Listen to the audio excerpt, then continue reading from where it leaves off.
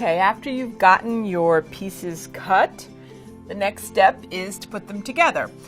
When you piece a quilt top, the first thing you have to know is that the pieces that go together all have to be the same size. And they usually start with the smallest pieces you've cut. So you can see here I've got 2 squares.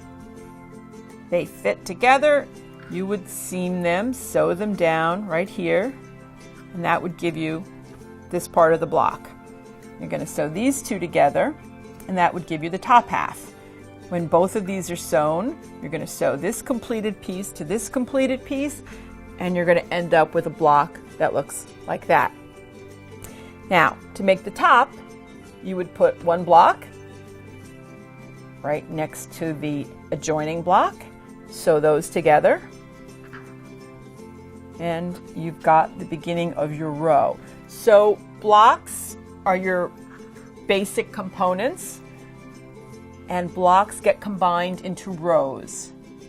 And once you've done that, you'd do your second row, you'd sew your second row together, and then you'd sew row 1 to row 2, and it just keeps building like that. It's very logical. Once you've made your blocks, there are lots of different ways to put them together, and that's part of the fun of quilting. You can arrange them over and over until you find a pleasing combination.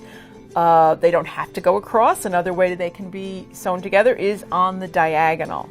So you can put your blocks like this, and then they're still sewn in rows. Rows are the basic elements, but they're sewn on rows in rows of 45-degree angles, and they just build, and you just put your next row here, sew that to this row.